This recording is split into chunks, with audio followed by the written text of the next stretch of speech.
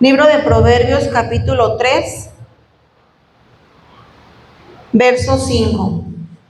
Cuando ya lo tengan, me indican con una mente, ¿vale? ¿Ya lo tienen todos? Sí, bien. Vamos a leerlo todos juntos. Y dice así: fíate en Jehová de todo tu corazón y no te apoyes en tu propia prudencia. Una vez más.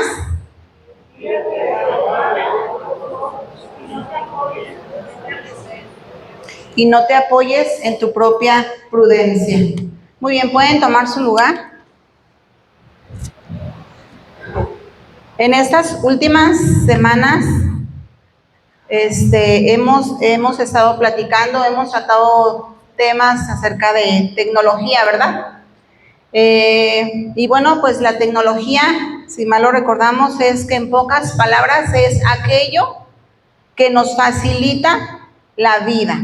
Es aquello que facilita la vida de las personas. Algunas herramientas las vamos a ver ahorita, son muchas, son demasiadas, pero quise nada más traerles algunas y vamos a ver nada más algunos ejemplos. Por ejemplo, el de la rueda. Willy, ¿lo tienes? El de la rueda. ¿Le bajas, hombre? Como que escucha muy fuerte. Bien, en aquel tiempo o en los primeros tiempos de la civilización o del inicio de la humanidad, el humano siempre ha tratado como de mirar, facilitarnos la vida. Entonces, las primeras personas que tenían a lo mejor que transportar algo pesado, ellos se las ingeniaron, idearon lo que fue la rueda. Pero vamos a ver desde antes cómo fue la primer rueda. ¿Se acuerdan? Yo les decía a unos niños, ¿se acuerdan de los picapiedra? ¿Cómo eran las ruedas? Pues de piedra, ¿verdad? Efectivamente, aquí está. Esta es una rueda o una llanta de piedra. Después de ahí siguió lo que fue la madera. Como era demasiado pesado, después le siguió la madera y ya después continuamos. Esa también era de madera, pero ya más sofisticada.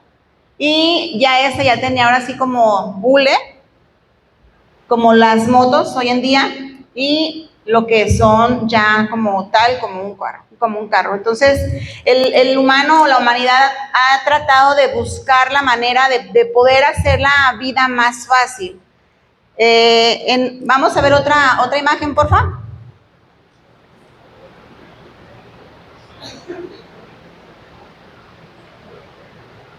Bien, vamos a ver, por ejemplo, lo que son los lentes.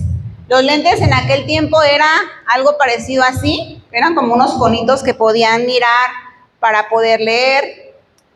Y de ahí continuaron, por ejemplo, la evolución de cómo se fue desarrollando las nuevas ideas que ahora sí que las personas que estudiaban los ojos, las visiones, fueron inventando una serie de lentes más sofisticados y más sofisticados y más sofisticados. Y ahorita, ¿qué es lo que tenemos? ¿Alguien me puede decir?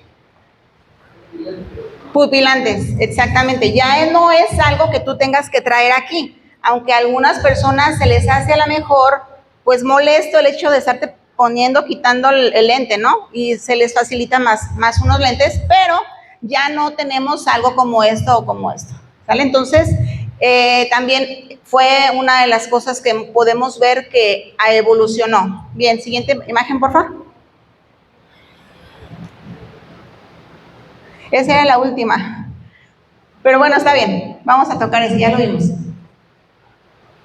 Bien. Sí, hasta el último. Perdón. Bueno, vamos a ver, por ejemplo, las computadoras. En la antigüedad, pues eran computadoras demasiado grandes, demasiado ostentosas, demasiado, pues, ¿cómo lo podemos decir? Feas. Pero igual tampoco no tenían un rendimiento como lo que tienen ahorita. Entonces, ahí tenemos lo que son los años que fueron evolucionando poco a poco y nos quedamos en el 2009, que ya es lo más similar posible de estas computadoras. Ya ahorita hasta en el teléfono traemos prácticamente la computadora, ¿sale? Bien, síguele. Los aviones. Pásame la otra imagen, ¿no? La del avión antiguo, porfa. Bueno, de todas maneras aquí se ve, pero se ve muy chiquito. Bueno, aquí está una computadora que era realmente una grande, que parecía como del tamaño de una habitación, esa computadora, la primera computadora. El avión antiguo, por favor.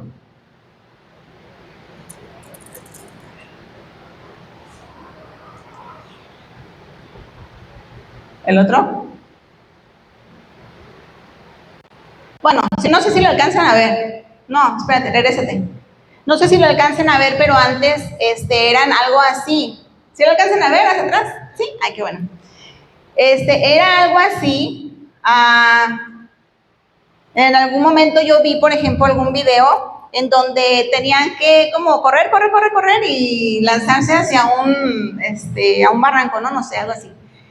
A diferencia de lo que tenemos ahorita, antes de que existiera el avión, ¿cuánto no tenía que trasladar o cuánto tiempo no tenía que pasar las personas en un tránsito para poder llegar de un lado a otro? Tan solo en la Biblia te dice que tardaban días en llegar de un lado a otro.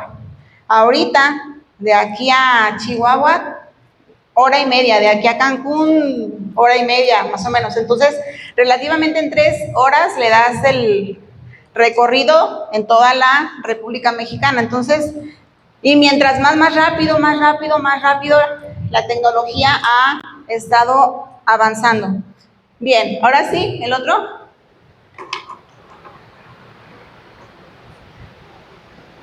Ahorita, hermanos, lo que hemos estado viendo bastante es que tenemos llegó, por ejemplo, aquí tienen unos niños, sus cuadernos, pero con un maestro, pero ya ahorita hay escuelas que la misma tecnología les enseñan a los mismos niños y los niños tienen sus tabletas y ese tipo de cosas. Entonces, ahí está, hasta ahí vamos a dejarle, Uli, gracias.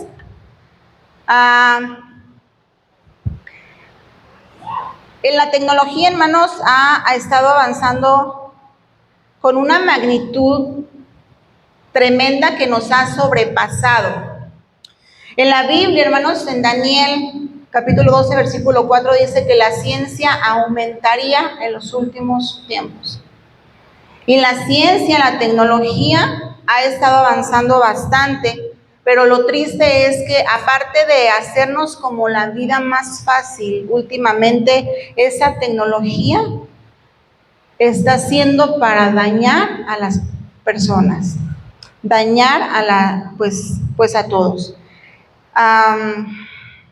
En lugar de usarse muchas veces para un bien, se utiliza también para un mal. ¿De qué estoy hablando? Estoy hablando acerca del Internet, principalmente. Estoy hablando acerca de redes sociales y aplicaciones que en realidad tenemos mucha información en nuestro teléfono y muchas veces hasta errónea, muchas veces anticristiana. Y dejen ustedes el hecho de que uno lo vea. Nuestros hijos chiquititos, desde los no sé cuántos años ya traen el teléfono y no sabemos realmente el mensaje o la información que ellos pueden tener acceso. Tenemos que tener pues mucho cuidado porque muchas de esas aplicaciones pueden tornarse hasta peligrosas. Y bueno, ¿por qué les digo todo esto? Porque en medio de todo lo que estamos viviendo últimamente, porque en medio de todo, de cómo están pasando las cosas, me refiero también en cuanto a las ideas, en cuanto a todo lo que se está normalizando.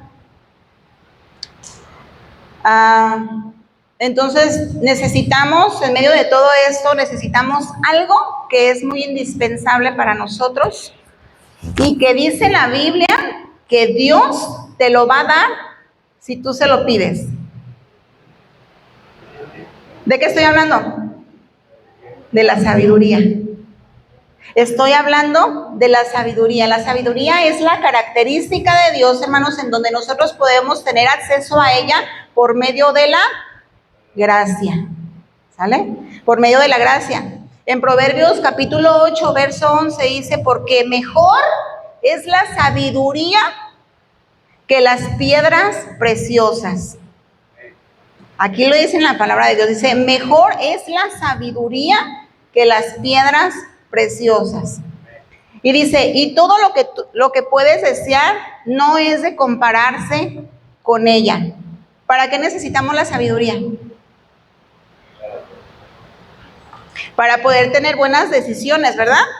Y para que nuestras acciones sean lo más agradables delante de Dios. Hay una historia que yo creo que ustedes se la saben. Hay una historia de un hombre, o más bien un rey, llamado Salomón, hijo del rey David. El rey Salomón, hermanos, cuando él tomó el reinado era demasiado joven. Exactamente no se sabe, no se dice en la Biblia cuántos años tenía Salomón cuando empezó a reinar, pero algunos historiadores dicen que tenía alrededor de 20 años cuando Salomón empezó a reinar. Entonces él era prácticamente pues un muchacho, ¿no? Con esa edad él se sentía a lo mejor inseguro, él se sentía inexperto para poder guiar a toda una nación. Que aunque miraba a su papá, rey David, que aunque lo miraba, yo me imagino que pues jugaba o no sé, o él se ponía a observar cómo era que su papá reinaba al pueblo, no se comparaba con tener esa misma responsabilidad, ¿verdad? Por ejemplo, tan solo un ejemplo, yo miraba desde que era una bebé a mis papás predicar, a mi papá predicar, pero ya cuando a mí me tocó estar en un púlpito, y ahí sí fue diferente. O sea, aunque yo lo miraba y era lo mismo como Salomón a lo mejor miraba al rey David, pero ya cuando le tocó ser rey, ahí sí como que titubeó un poquito. Dice la Biblia, hermanos, que Dios una vez le habló en un sueño y le dijo, pídeme lo que quieras. Dios le habló al rey David al rey Salomón y le dijo, pídeme lo que quieras que yo te lo voy a dar. Es increíble esto y es hermoso. ¿Por qué? Porque ¿qué le pediríamos nosotros si Dios nos dijera eso? Ponte a pensar, si fuéramos el rey Salomón, ¿qué pedirías tú? ¿Qué pediría yo? ¿Qué pediríamos? Bueno, y ahorita me dice sabiduría, ¿verdad? Pero a lo mejor yo llegué a dar esta clase con los niños y me decían, no, pues que dinero, no, pues que un auto, no, pues que una casa. ¿Nosotros qué pediríamos? Si Dios te dice, ¿qué quieres que yo te dé? Pídeme lo que tú quieras, Miguel. ¿Qué pedirías? Sabiduría. Muy bien, bueno, pues muchos a lo mejor nos fuéramos como por el lado de una casota, ¿no? Pues estoy así endeudado, pues señor, dinero, ¿no? Pero aquí la diferencia fue que él pidió sabiduría. Dios lo hizo un hombre muy sabio. De hecho, se dice que él fue el hombre más sabio que ha existido. Dios le dio también riquezas, aunque él no se las pidió, pero lo hizo un rey demasiado próspero, aparte de la sabiduría que él ya tenía. Aparte de la sabiduría que Dios le había dado, lo hizo muy próspero. Era un rey muy próspero. ¿Por qué? Porque su petición fue agradable delante de los ojos de Dios, ¿sí? Entonces, tú y yo podemos pedir sabiduría. ¿Qué digo podemos? Deberíamos pedir sabiduría. Miren, hermanos, en nuestra vida diaria constantemente estamos tomando decisiones, sí o no. Todo el tiempo estamos tomando decisiones, todo el tiempo. Entonces, si somos sabios, si tú le pides la sabiduría a Dios, ahora sí que nos vamos a equivocar mucho menos que si no se la pedimos, ¿sale? Entonces, solo en Dios, hermanos, tenemos la guía para poder nosotros vivir plenamente sin importar la edad, como en el caso de Salomón, que era de 20 años. Entonces, sin importar la edad que tenemos o que tengamos, cuando tú y yo nos ponemos en las manos de Dios para que Él nos dé la sabiduría y nos guíe, Él hará grandes cosas en tu vida y en mi vida. En Proverbios capítulo 1, verso 7, dice, hermanos, que todas las personas que queramos ser sabios, debemos empezar con obedecer a Dios. Debemos empezar por ahí. Y hermanos, la sabiduría no viene de la inteligencia humana. No es el hecho de que tú me digas, es que yo tengo sabiduría porque yo soy muy inteligente. La inteligencia humana y la sabiduría de Dios no es lo mismo. ¿Qué podemos decir? A lo mejor algún ingeniero, algún arquitecto, algún doctor que sea muy erudito y tenga reconocimientos, algún cardiólogo que sea una eminencia, pero si no tienes la sabiduría de Dios, se puede equivocar. ¿Sale? Entonces, la sabiduría es muy importante para ti y para mí. La sabiduría viene de Dios. ¿Cómo podemos obtener la sabiduría? En primer lugar, obedeciendo a Dios conforme a su palabra. En primer lugar, obedeciendo a Dios. No a veces sí, a veces no. No lo que me conviene, no lo que no me conviene. Obedeciendo a Dios según su palabra. Todo, ¿sale? 2, meditar en su palabra. ¿Qué es la manera de meditar en su palabra? ¿Es leerla y ya? Eso no es meditar. Meditar es leerla, volverla a leer. ¿No la entendiste? Volverla a leer y estar pensando en lo que me quiso decir Dios con esta palabra. Porque recuerden que la palabra es viva y eficaz. Es viva y eficaz y edifica nuestra vida. Entonces es necesario, hermanos, que para tener la sabiduría nosotros debamos meditar en su palabra, ¿sale? Y 3, pues pedir en oración. En Santiago capítulo 1, versículo del 1 al 5 dice que Dios nos da sabiduría abundante y sin reproche, pero es necesario pedirla. Les voy a platicar algo. Una vez Jesús les dijo a sus discípulos sobre 2 hombres. Yo creo que también se sabe en esa historia, pero quien no se la sabe, pues se la voy a contar. Jesús les contó una historia de 2 hombres. Un hombre, esos 2 hombres decidieron hacer una casa, pero uno de ellos decidió construir su casa sobre un cimiento fuerte. Él pensó en fincar, planificó cómo hacerlo, pensó en los materiales, en los mejores materiales para poder construirla, que si la grava, que si cimientos, contrató un muy buen, si me permiten parafasear, ¿verdad? Contrató un muy buen albañil, pero así muy, muy bueno.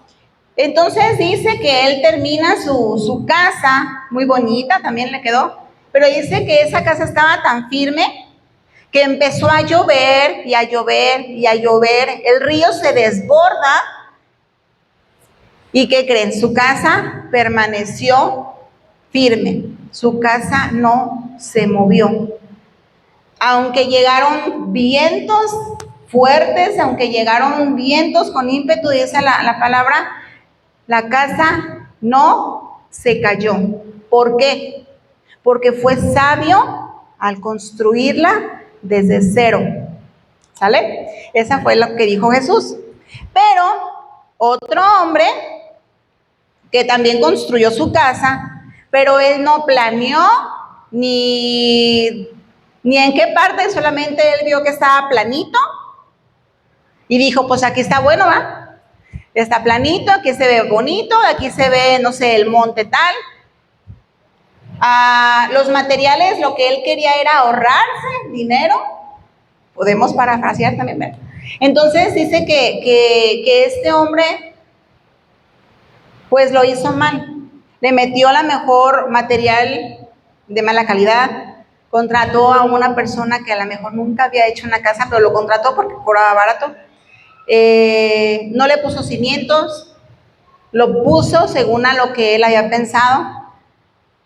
Y dice que cuando ya había terminado la casa, empezó a llover, la misma historia, ¿no? Empezó a llover, el río se desborda, le llega a la casa donde estaba ahí, él, ¿y qué creen que pasó? Pues se derribó.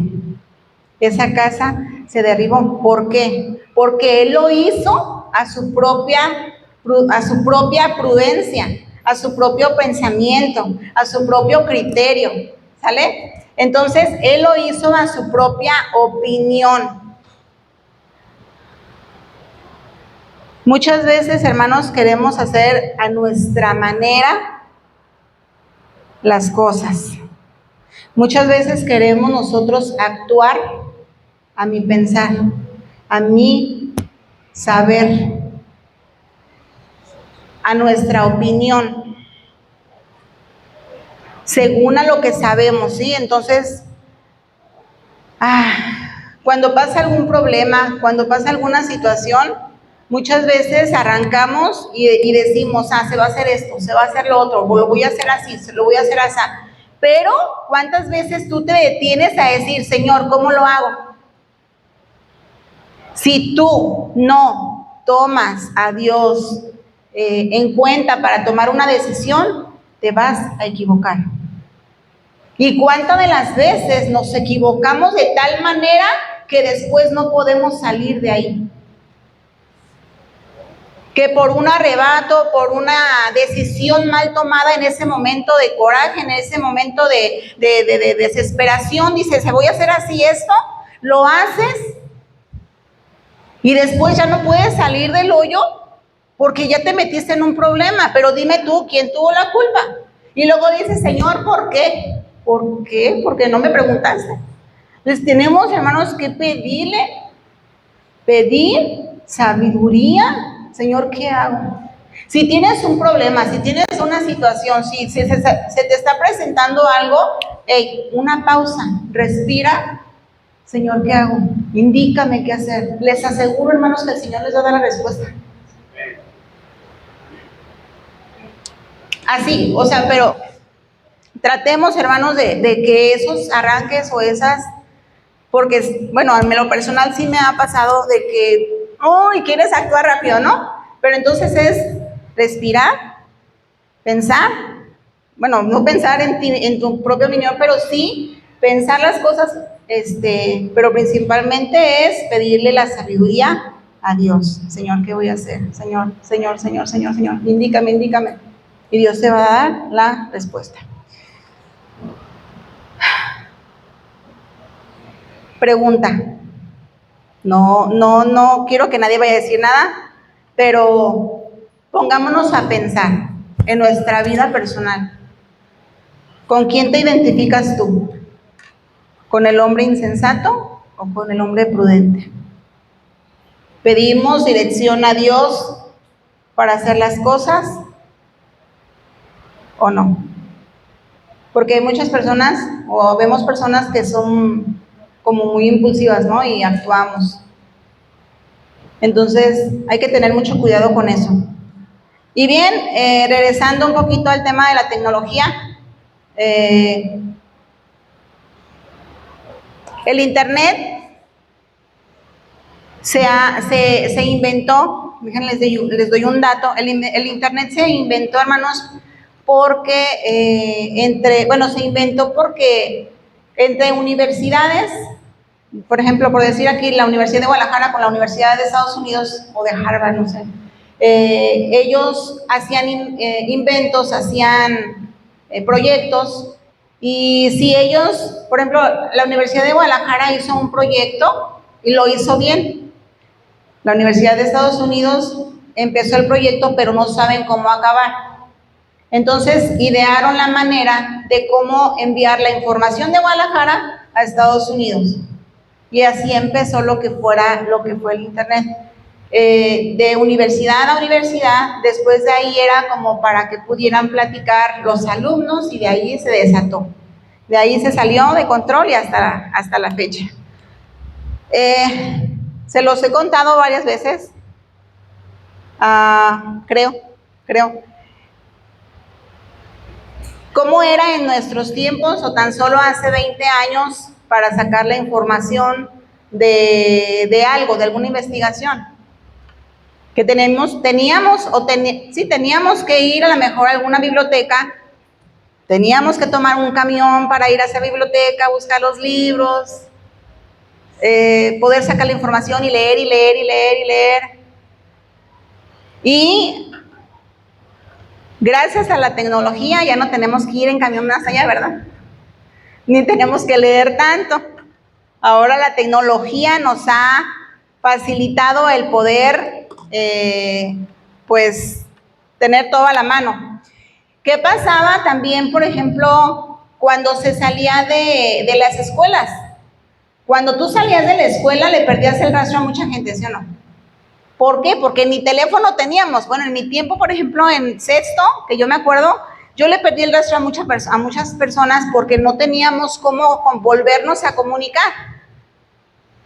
Y ahorita, actualmente, gracias a lo que es la tecnología, el Internet, podemos mirar a tu familiar del otro lado del mundo, de a otro país, ¿verdad, hermana Juanita?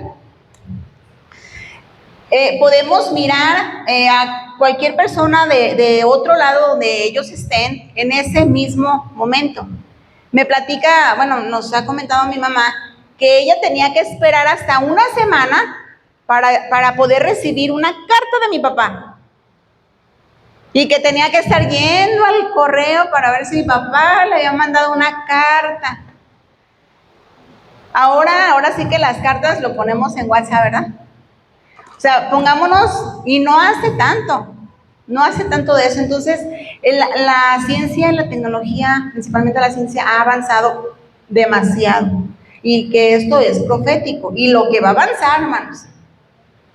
Y lo que va a avanzar, pero mucho más. Entonces,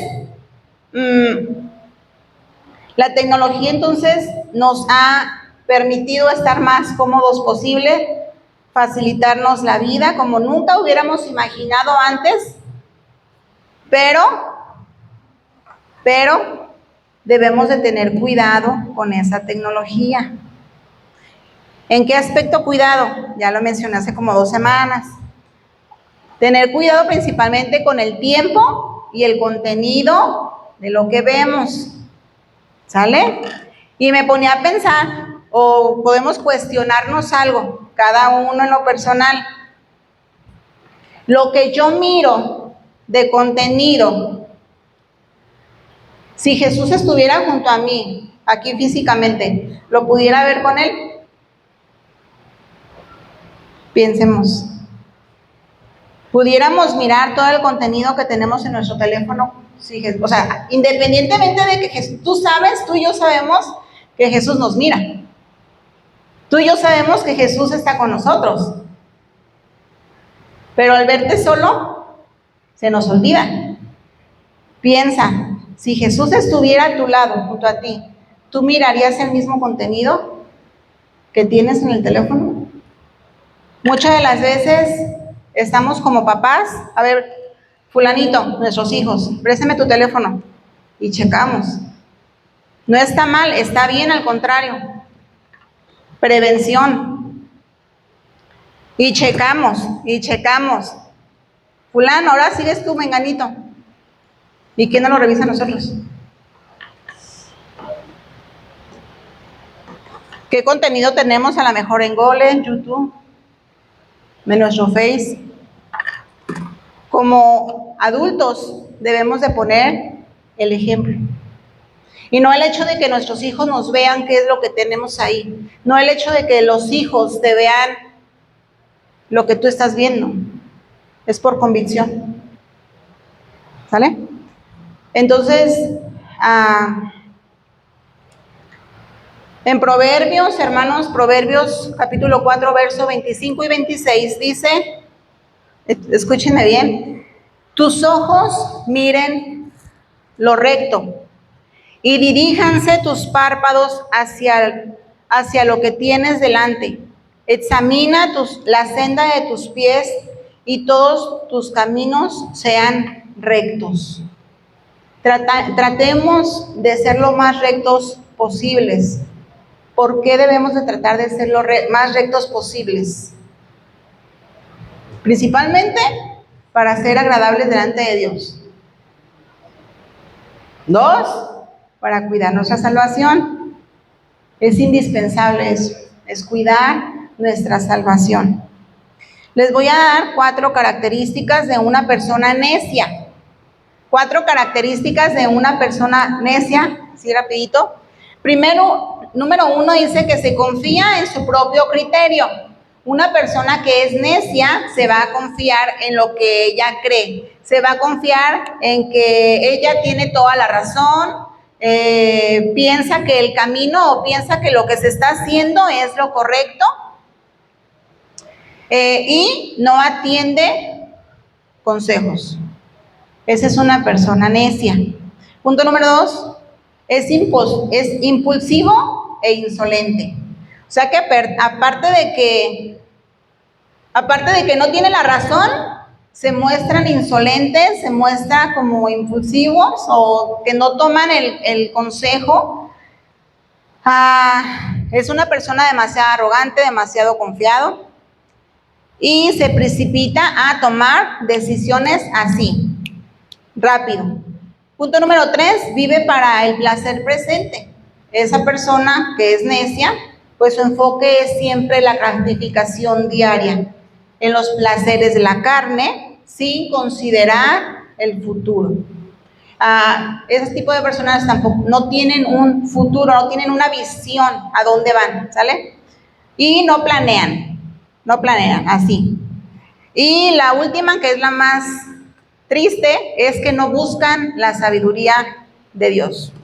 Son personas necias que ellos piensan tener la razón, ellos piensan que saberlo todo y hay que tener pues cuidado con eso, ¿verdad? Y ahora 4 características de una persona sabia. El punto número 1 es busca a Dios y a su sabiduría. Es una persona que teme a Jehová. Es una persona que se aparta del mal. Muchas de las veces estamos constantemente en tentaciones, sí, muchas veces, pero depende de nosotros cómo actuamos, qué decisiones tomamos. Entonces, si tú y yo tomamos la decisión de ser siempre rectos delante de Dios, pues vamos a buscar a Dios y la sabiduría. Es también una persona que no puede tomar decisiones sin consultar a Dios. Una persona sabia, una persona prudente, es aquella que dice, bueno, tengo este problema, se me acaba de presentar esta situación, hace una pausa y pide sabiduría. ¿Qué es lo que voy a hacer? Pide la dirección a Dios. Punto número 2, piensa antes de actuar, piensa antes de hablar. Una persona sabia piensa antes de actuar, piensa antes de hablar, hace planes de cómo hacer o no hacer tal cosa. 3, vive con un propósito y es responsable. Tiene un plan definido con la ayuda de Dios porque sabe que todo tiene consecuencias, ¿sale? Debemos siempre estar caminando todos los días sabiendo que lo que hagas o no hagas tendrá consecuencias buenas o consecuencias malas, ¿sale? Entonces debemos de tener la sabiduría de Dios para poder tomar las decisiones correctas.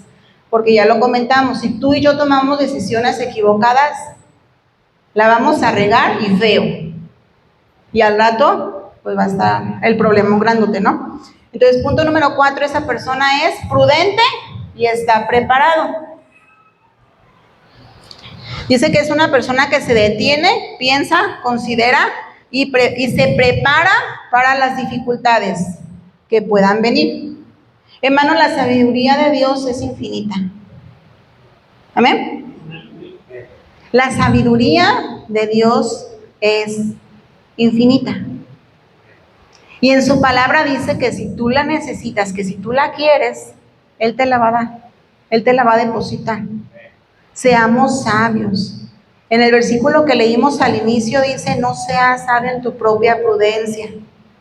No seamos sabios en nuestra propia prudencia. Para terminar, hermanos, Jesús es la roca fuerte en donde podemos construir nuestra casa.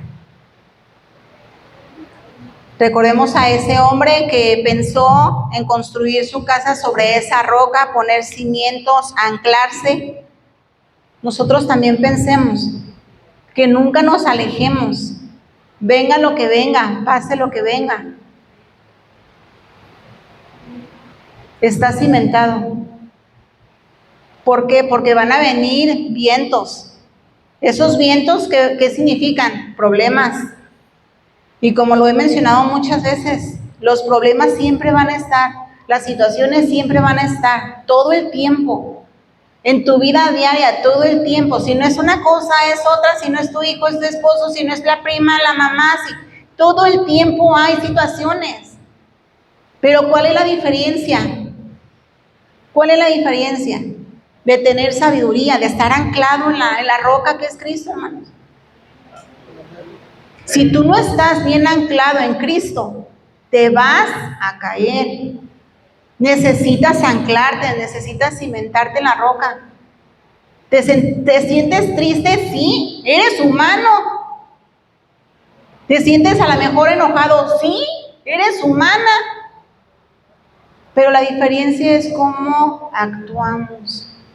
Si buscamos de Dios o me alejo. Si me cimento en esa roca que es Cristo o no. Busquemos la sabiduría. Anclémonos en la roca que es Cristo, hermanos. Porque no hay otro lugar. Yo les he dicho, ¿a dónde vas cuando te sientes mal? ¿A dónde vas cuando hay un problema?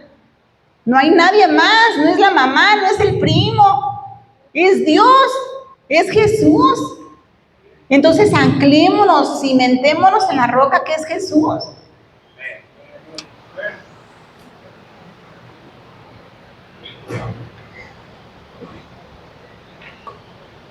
Y muchas veces nos llegamos a la mejor a cansar. Llega una situación que está ahí presente todo el tiempo, y por más que pedimos a Dios y ahí está, nos llegamos a cansar, sí. Pero tenemos una promesa. Él es fiel y cumplirá sus propósitos en tu vida y en mi vida. De ahí nos tenemos que agarrar, amén. Que cuando nosotros nos sintamos solos, hermano, el Señor siempre va a estar contigo. Siempre, todo el tiempo.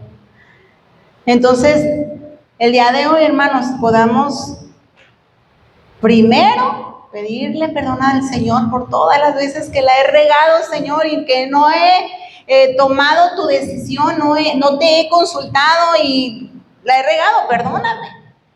La regamos, sí, pero perdóname. La otra es pedirle sabiduría al Señor para no equivocarnos, no nomás con las decisiones que podamos tomar, con las decisiones, las decisiones importantes, no nada más con eso, que no nos podamos equivocar también con nuestra familia, en nuestro trabajo. Entonces, pidámosle a Dios la sabiduría, amén. Vamos a ponernos de pie, hermanos. Vamos a hacer una oración y como siempre se los digo, si tienes algo en tu corazón, si tú quieres pasar al altar, que es en donde nosotros descargamos nuestras cargas, si tú tienes una petición, pueden pasar al altar.